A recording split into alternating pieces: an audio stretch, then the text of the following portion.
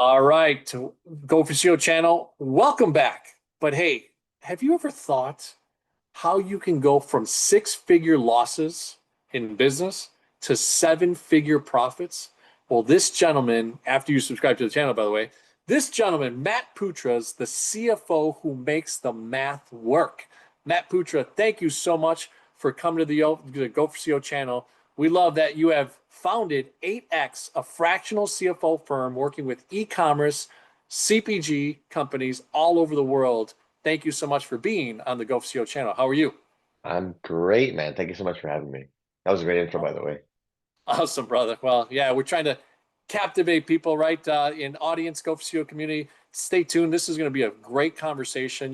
This industry of fractional CFO, over the last 5, 10 years as a commercial banker that I do outside of YouTube, has really been impactful with small to medium size and large businesses because they're realizing like, hey, I can take a talent like you, bring them into my organization at a fractional Hmm. time and not have to commit totally from all the benefits and the salaries and all the stuff that you guys do command a pretty big Hmm. benefits and salaries. So tell me about 8X and what you've been able to do from the perspective of ideation initially. How did you think of this opportunity? And obviously you had taken some other great companies from six figures to seven and beyond. So we'll Yeah. start with that. Yeah. So, I wouldn't say I kind of came up with the concept and then executed on it. I'd say I more or less fell into it.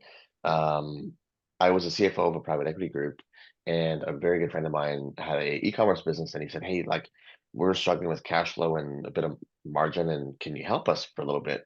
Okay, sure, let's do it. So I built them a financial model. We started doing some reporting. And then we started finding things. Oh, hey, did you know that if you shipped via boat, then rather than air, it would take longer, but you'd save X. And so they ended up saving 50 grand in the first year that I worked with them. And then I was like, hey, well, I found this opportunity. The data says this could work. And so we would try things. And so then I helped him. And then he was like, hey, can you help another friend of mine? I was like, yeah, sure, let's do it. Helped a friend of his. And then he started an agency and he goes, well, I was thinking of doing a workshop. Can you run a workshop about data and finance? I was like, yeah, I'll do it. Then I got a couple clients from this workshop. And so at first it was just working off the side of my desk. I was at a PE firm and just kind of working on weekends and evenings and so on. And then I started to realize there's probably something here. Other people had been doing this already, but I just came to it, right? And just started doing this. And then I talked about it on LinkedIn. And I was one of the earlier people on LinkedIn to talk about being a fractional CFO. So business exploded from there. And I quit my job in 2020, and it's been 5 years. It's been a wild ride, but now we're working in the UK, Canada, Australia, USA, some Europe, helping people grow the businesses. It's interesting, right? You took an opportunity and kind of from a standpoint of, hey, you were giving and giving and giving right at Yeah. the beginning, Hmm. and sounds like you didn't really charge anything because it was buddies of yours, and you were kind of learning this space a little bit, like, oh, maybe I could do this for other firms. So that turning point, from being an entrepreneur inside of the PE company to Hmm. becoming an entrepreneur, what was that like? I'm sure there was maybe some heavy decisions. I know off camera we talked about your son and Yeah. and, Yeah. and the family that you have. So, Yeah. salaries to going zero. What was some of those dynamics to make sure that 8X could start its flight and journey? Yeah. So it was a little scary, to be honest, and I talked to my wife and I said, and for years, I'd been trying to think of something to do to have a business. Just because I wanted to prove that I could do it. Don't know to who, but I just wanted to prove that I could do it. And um, then I started making some money. It was, I don't know, 5K a month at some point, 6K a month. I was like, I gotta go all in on this. I want to try this. I was helped along with COVID because I was commuting to my downtown 1.5 hours each way, so 3 hours of commute time a day. I missed dinners at home for 2 years, but I have 4 kids now, so I missed dinners at home for about 2 years with these three little babies.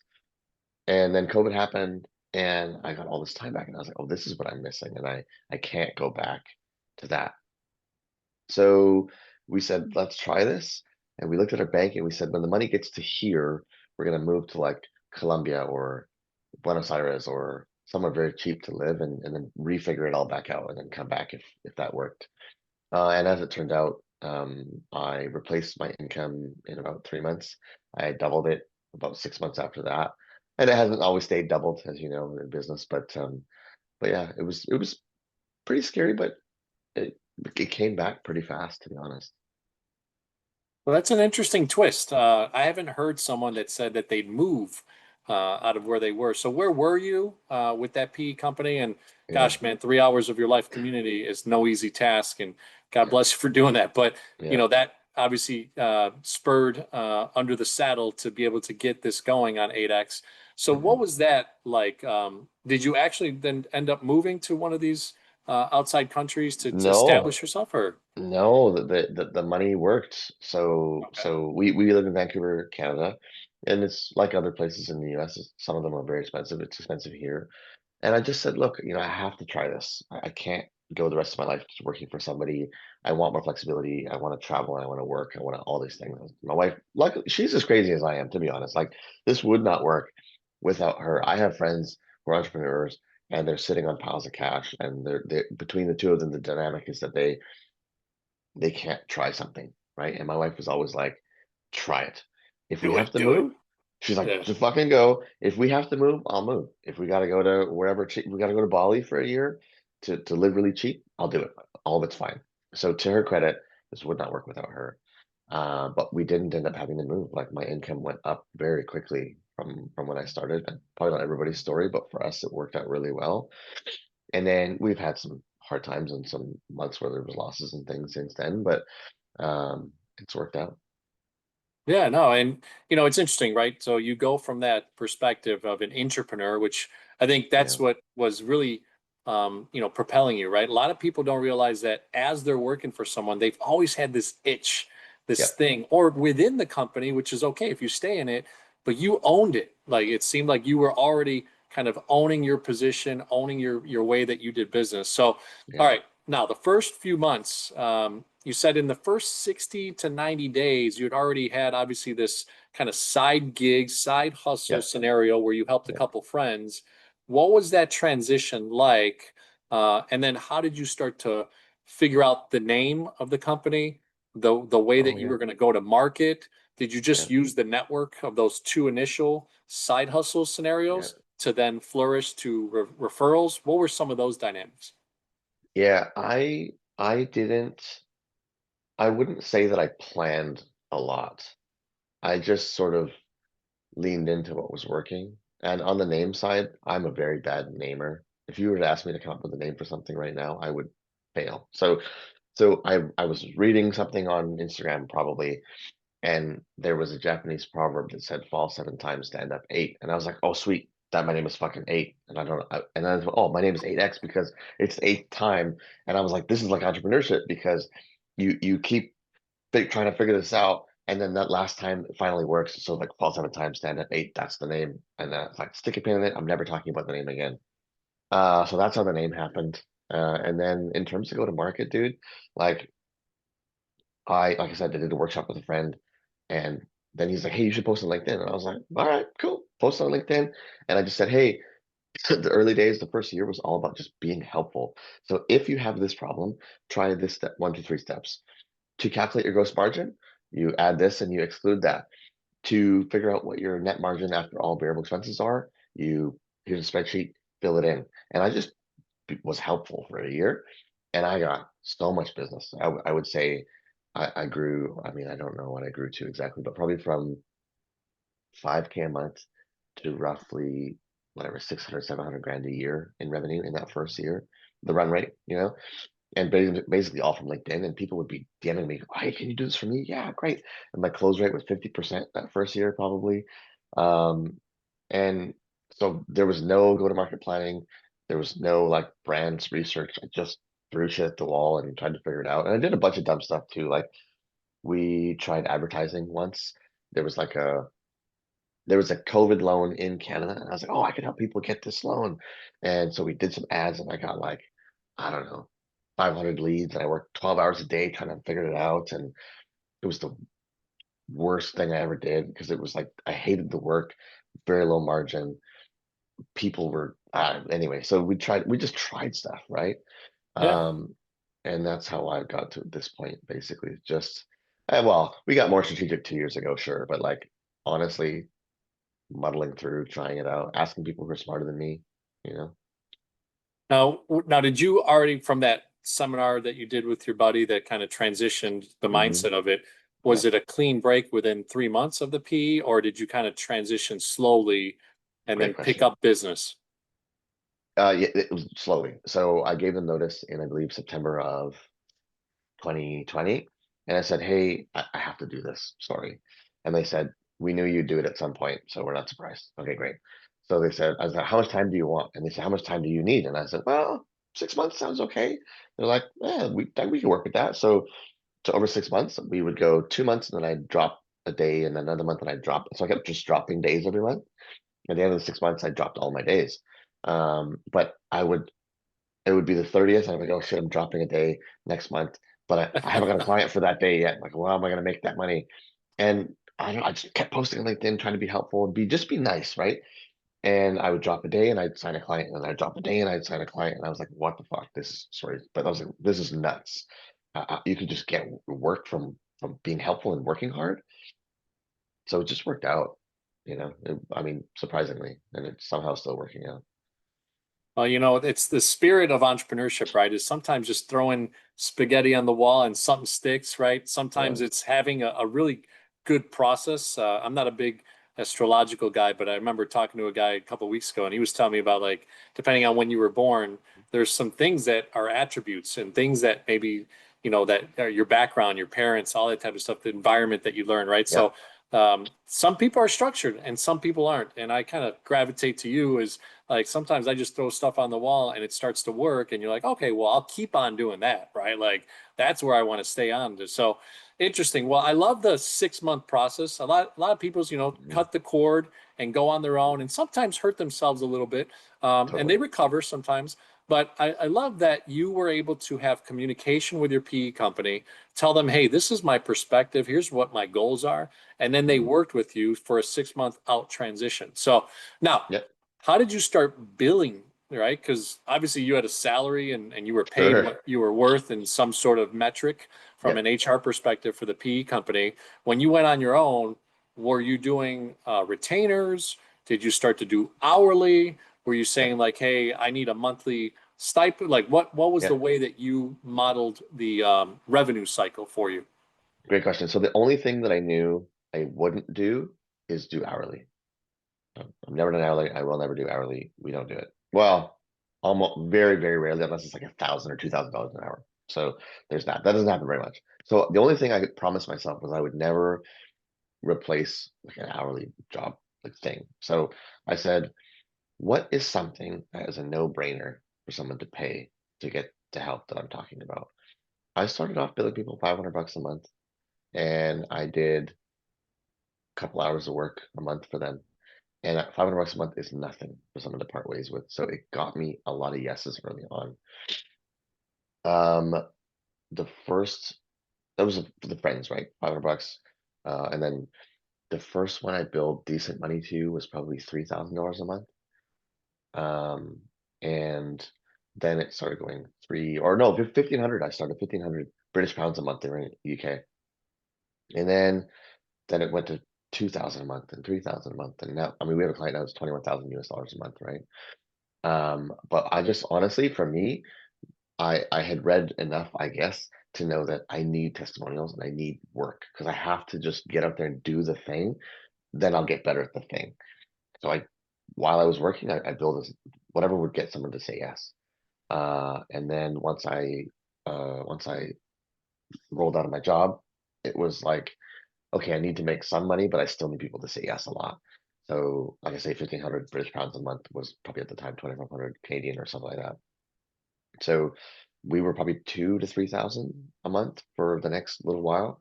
And then from there, we started racking up wins. And I could say, by the way, I can quantify this for you. If you bring me on, I'll probably find a win twice a year that's going to pay you that much and so on. So then I started raising my rates progressively.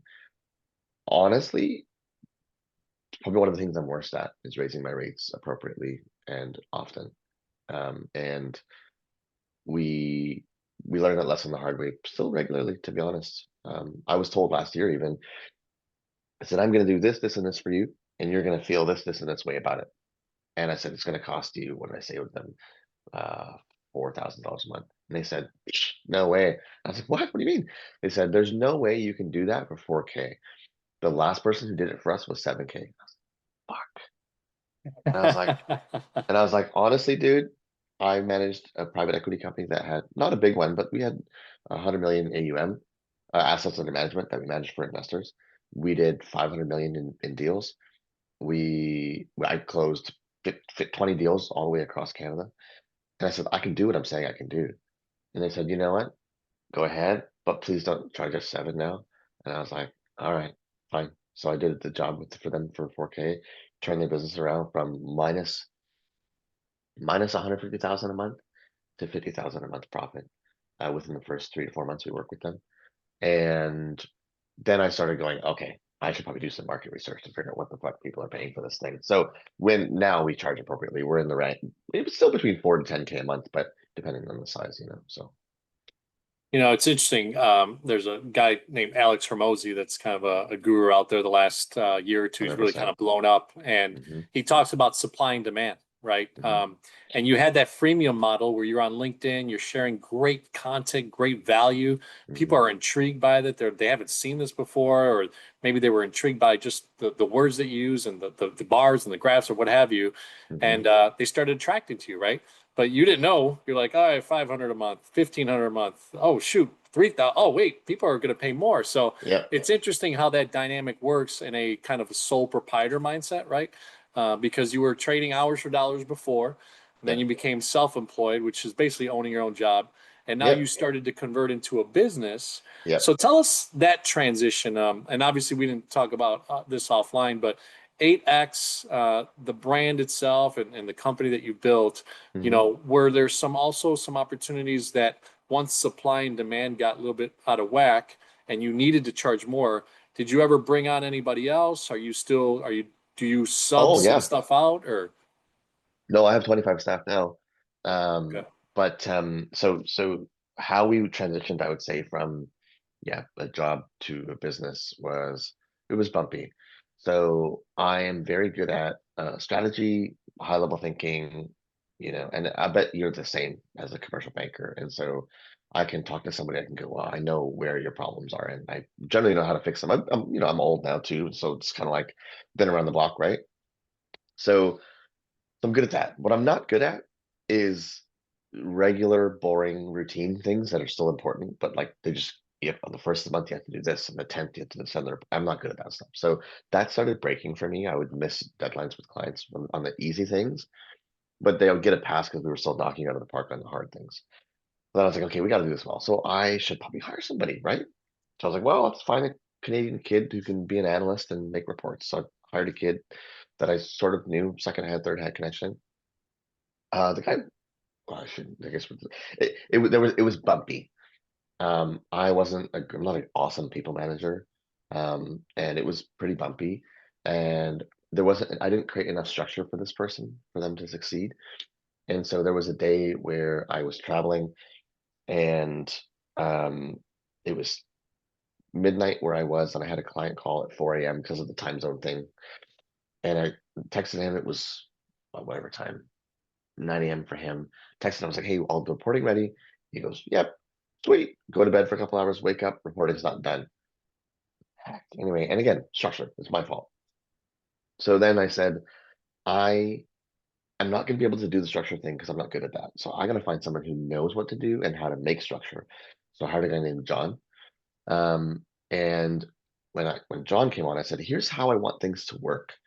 And he just built checklists and processes, and he built the reports and the templates and all. And I was like, oh my God, this is crazy. And then I would go to bed and I'd wake up and John would have everything in my inbox ready for a client call. And I was like, holy shit, this could work. And John, if you're listening to this, I love you. He resigned this year to go chase some other dream, but he was with me for 4 years.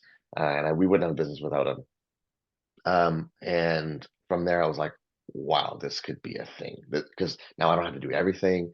So then from John, we added another CFO, then we had an assistant, then now we have a team of 5 or 6 analysts, 5 or 6 accountants, a marketing manager, all kind of stuff.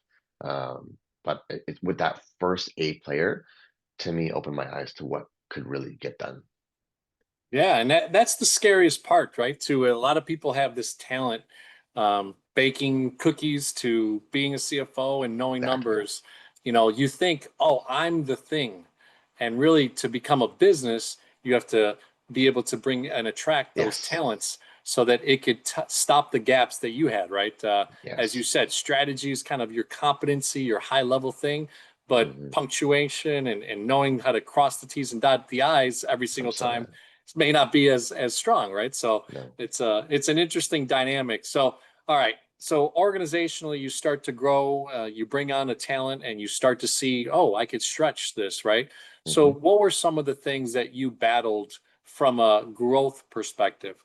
When you think Yeah. about, all right, well, hey, I'm bringing in 70, $100,000 a month, but now I got to give up 8,000 or 10,000 or whatever it is to put those things parameters together. What were some of the things that from a CFO mindset, like that you were Hmm. thinking, okay, I could strategically bring in 3 people that command this type of salary, or did you use 1099 scenarios? Did you use Good question. only partial work scenarios? What were you doing to grow the staff? So I was again early to the offshoring model. So what I learned from John. So I don't know how I don't remember how I learned this, but I was like, so I had a Canadian kid, and again, I it was my fault that it didn't work out, but it didn't work out. And I was like, I heard someone say, well, you could probably hire an analyst from Philippines or something, right? So I was like, great. So let's hire an analyst, pay them at the top end of what they could make there, or over the top end, and see how this goes. Well, let's try it, right? So John was from Manila, is from it. He's still there, of course, and he, like I say, incredible. He was a financial analyst and team lead for like Aon or yeah, Aon Insurance. So he'd fly around the world and training people. I didn't know what I got when I hired him. So hired him. He set up all of our processes, how often we review people, how they're benchmarked against like everything. Okay. And then I was like, oh my God, the quality. I mean, and I'm an idiot for thinking this at all, but like there are director level people everywhere, of course. But like you don't always think that when you're from North America. And so I was guilty of the same thing. I didn't think you could find that. So now I know that there are directors, senior people in all countries. So now we hire for merit no matter where you are. Um, so we started hiring from the Philippines. We've hired from Latin America. There's some Canadians, some Americans, but we hire from wherever. And one of the reasons for that was because I always wanted to be affordable to people. And this helped me stay fairly affordable to most entrepreneurs um, that needed what we could offer. And we could deliver that with profit for me because I couldn't make no money, right? Um, that's the question. Oh, and yeah, that was that sort of the question. Yeah, yeah. I mean, it shows the transition, right, of how you started Yeah, to really right. multiply yourself and have that one dynamic person that really kind of changed the evolution of 8X and where Hmm. you started going and growing to. So, you mentioned a little bit about affordability. I'd love Hmm. to hear about, what that sense was and who is your target market or avatar, right? Hmm. I think you said, hey, we're throwing spaghetti on the wall and see if it sticks, and it starts to grow. You start to double your income within 6 to 9 months, and that was a very awesome thing. But what type of clients were you attracting? Was it Yeah. small business under maybe 10 million a year? Was it medium-sized business between 10 and 100 million in Hmm. gross revenue? Like where have these clients started to come from and evolve from? Yeah, so where did we start with our ICP and ideal client profile? Where are we now? Yeah, so in the beginning, it was just people with e-commerce businesses typically. One of the reasons I like e-commerce was because they have a ton of data at their fingertips. So Facebook and marketing and website and so then you could break things down with a lot of data for them. Whereas your typical brick and mortar may not have the same level of data. And so I found it just sort of easier to give them insight because they had a lot of data. Also, the e-commerce community is a wonderful community to be a part of. I find it very uplifting. People are pretty chill. And so we started working on the smaller end of businesses. Really, again, whoever could afford 2 to 3K a month, which is not a lot of money. So I would say we had a sweet spot from like 2 to 10 million for a long time, and that worked. It's evolved since then. We worry less about quote unquote affordability now. We try to give away a lot of information and templates for to help those people who still need it. But now, what I always believed in was over serving, and I still believe the same thing. And so we don't. What's different about us than maybe other CFOs is we have processes and templates and things, but we white glove and customize everything for your needs. So where one company might, we have a monthly meeting or a weekly meeting and you get this, this, and this deliverables. We go, you're going to get all this, but then we're going to do whatever else you need to stay afloat. So for example, I was on the phone with a client half hour every day last week because they're in a cash crunch. I got to help them out of it. So we overserve and everything's fully customized. So then what I realized is if we're going to be heavily customized, and that's what I really believe in, I need to raise the rates, right? Because we're giving someone a lot of value. So now we have one client that's doing 100 million a year. We had a client doing 80 million a year, and I exited them to make room for full-time CFO, right? That's a great growth arc for us. This company is doing 100 million. Their CFO left kind of suddenly, got in contact with me. Been there almost 2 years because we're really good at that size. Whenever someone's had a CFO full time and we step in, they love us every time. We crush it because we're fast, right? Because as a consultant, you have to give value quickly and regularly. As a full-time like W2, you don't get a pass per se, but you get more of a pass than a consultant does. And as a consultant, I don't get a pass. So I have to deliver value often and very quickly. And I gotta keep figuring out what's bugging the CFO, the CEO, sorry, and I gotta keep fixing what's bugging him. And if I don't do that, I get fired. So I find that we crush for people that have had full-time CFOs. So we're moving up market, of course, like everyone wants to do. We still have a number of clients in that like 2 to 15 area. And to be honest, for the right ones, we love working with them, and we'll take less because uh, it is part of our core values to help these people grow their businesses to where they want to grow to with less stress. So I love the takeaways there, right? The value that you have to continue to deliver from an entrepreneurial standpoint in your business, right? From a service perspective and consulting, this genre of era, you have to, yeah, almost like prove yourself on a daily basis, right?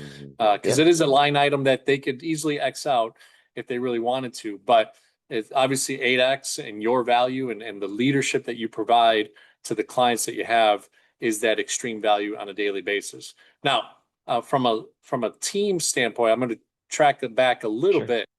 How have you been able to, impact your team to think like you? Or are you giving them leeway, but then oversight from a business, like you working on the business and saying, okay, hey, this guy or gal is tracking 5 clients. Do you input your style with them? What are you trying to do to make sure that the culture of the way you deliver things from a company perspective Mhm. stays relatively the same as when you first started by yourself? Oh, fair question. Um, well, I only hire CFOs to work with me that were CFOs like live in a business, right? So I don't hire like accounting graduates or just because you've been in the big four audit role. Let's say I don't hire CFOs from those places. One of my CFOs was an industrial engineer first, then went to finance. The other one ran a 10 company e-commerce group in Australia. Another guy was a chartered accountant at one point, but then ran a $1 billion hotel chain. Somebody ran an airport, right? So, but they've all have industry experience. They've all been on the hook to like make sure cash works, like personally, right? So that's one thing. I find there's nothing wrong with hiring straight out of Big Four audit, but it's just a bit different, and it's not my flavor, right? So we hire CFOs that will own the results of our clients. Um, and then I write playbooks, right? So we have a playbook for the first 90 days of every client engagement. And what I've done is I've gone, this is generally what needs to get produced through this 90 days, but you have the flexibility to add or swap weeks depending on the client's pain. So if cash flow week is typically week 3, bring it to week 1 if they need it faster, or things like that. Do you know what I mean? Mm. Um, and then obviously I've set a structure. So we will meet people at least once a week, and we'll meet them for 30 minutes, and then we meet them an hour and a half, a separate time in the month to do a deep dive. And the deep dive should have these 15 pages in it, like a board pack, for example, a board reporting package. But you can add anything else your client needs, and you should. And so I've created a bunch of structure, and then I said, you have to think for yourself. So I've hired people who can think, of course. And I say, we're on Slack. You should be responding to people within a day, typically. And but if they're bugging you all the time, you should say, hey, like let's table that till the next time we meet, you know? So some structure, but again, because I believe in being white glove, I have to let them think and decide on their own. And I've just hired people that care a lot about people. So we don't have clients. We have Jim, who's got 2 kids, who his parents didn't have any money, but he has a chance to make it so his kids will always have money. Like that's who we're working for, you know? And my people understand that, and it's a very core value of ours. It's like, we work, John, like I don't know what your history, but we need to know where you've come from and what you want. Like, do you have kids? Do you have a kid with a disability that you have to leave a massive amount of money for them because when you're gone, we need to know that shit about our clients so that we can index heavily against their goals, basically. No, there's so much things there, right? You being a guy that said that he didn't have structure, noticeably, you just Right, I said guess structure so. like 7 times. Right, I So suppose. and it's interesting, right? Because entrepreneurship got you to this level where Mhm. now, eloquently speaking, I mean, 5 years later, you're talking about it, right? You're talking about the SOPs. Now, obviously, you had a Right. great guy, like you said, in John, and he kind of developed some of these processes for you. But there's a guy named Ed Milet that I follow a lot, and Yeah. he talks about, entrepreneurship is the greatest learning and Yes. self-development system on earth. And Yes. that's kind of what it did to you, and the way that you're speaking and sharing Yes. your knowledge is Yes. why we get so excited here at Go for CO, because it's a mindset. It's driven by mindset, but it's also learning these things as you go. And as long as you don't quit, This is you the could have a thing. lot of success. So really Well, awesome stuff. Hormozy said a few times in the last year, what resonated on my feed is that, like, if you just survive, you will end up being one of the best. And for me, that's been true. Just white knuckling it. And I wasn't like, again, I did talk about structure, but in the beginning, I wasn't good at it. It's not my natural flavor, but I realized Yeah. as we grow, I have to figure out how to do it. And this year, it's been about becoming a better CEO and people manager, leader, manager, where Well, I, it's like you say, biggest learning experience of my life. that is awesome, man. So tell us, from a marketing standpoint, I know that you really, you had this snippet in time where you said, "Hey, you spent some money on some ads. It didn't really work out. It was kind of Hmm. in a way having you do work that you didn't really enjoy, and on Hmm. top of it, Hmm. wasn't profitable Hmm. to that point." So what has that been now that you were so established over the last 4 or 5 years? What are some things that you're doing? Is it truly, do you have some sort of incentive program for referrals? How are you marketing, or do you let your people kind of network in the marketplace? What are you doing to attract more business at this moment? Great question. I will say that I have spent over the last 18 months, I've wasted like 120 grand on cracking lead gen once and for all, because I have always wanted to have something that I could sell if I wanted to, and you can't if you do everything. And so for me, we figured out delivery. We know how to do the work. Great. But now we have to grow, and we have to grow if I'm sick or on vacation or whatever, break my, we gotta grow. So the last 18 months, I had a sales coach. I spent like 30K with a sales coach, and he did a bunch of good things. It was great. We tried cold email. We tried cold email 3 times, actually. We tried hiring somebody to take it over. We tried making a referral program. We all kind of things. And honestly, a lot of it didn't work. What we've come back to as of like literally 3 months ago is marketing on Facebook, Meta. So now I film ads. And obviously, we use Claude and AIs to write them, and we use our agency. We have a marketing agency, but but I film ads and we're testing offers and we're getting landing page visits and landing pages aren't converting. One is, one isn't. And so we're just learning. But we got, for the first time ever, we're getting an average of like 3 to 5 leads a week. And it's not dependent on how much energy I have. So this is a big step for us is now the next step will be hiring a sales closer. Um, and that's again, my next 6 to 9 months is focused on stabilizing the lead gen, getting a cost per lead that makes sense and an offer that resonates to a marketing audience. Then, which we think we're close to. And then now that when we get too many calls, it's like now I got to hire someone to take these calls. Once I have a lead machine and I have a closer, which will take 6 to 9 months to train properly, then my business will grow forever and I get to work more on the innovation client side. I don't want too many clients, but like innovation, building the work, making sure delivery makes sense, and troubleshooting. So I get brought in on other CFO have clients where there's like a big issue. They'll bring me in to say, how would you work on this and what would we do? And so that's where I really want to work is on the innovation troubleshooting. Nate. Well, hey, look, you've definitely transitioned from on the or in the business to on the business, right? Mm, I can't wait to see and hear, right, the next 5 years, what totally. that looks like. And as you said, once you systematize some things, and then I added some lead generation components, right? Now you actually become also a multiple for PE companies to come and buy you or other competitors, or That's the maybe you plan. decide I want to grow and I want to buy other businesses, right? And to add there may be some strategy there. So, as we end our interview here, we typically go through CEO, right? So go for CEO. C is for client experience. And we're going to ask you here to share, 60-second, 90-second value proposition of what it means to deal with 8X and what you guys do. Mm, Engagement, which is, we've talked about a little bit, but I want to go deeper on how you engage with your vendors, engage with your employees, engage with your family. Like, what is it that brings Matt Putra to engage with other people? And then mm. O is operational excellence. And obviously, we've heard a ton of AI opportunities going on, and you just mentioned Claw and some of the things that you're doing from a operation standpoint and all the standard procedures and operating systems that you put together. So client experience, let's start with that. What is the true value proposition that 8X provides to a client experience? You will feel like you have a partner in running your business if you work with us. You will get texts back at 10 p.m. You will get, if you're on a different time zone, we'll wake up at my 5 a.m. to be on a phone call. I got up, I was in Hawaii.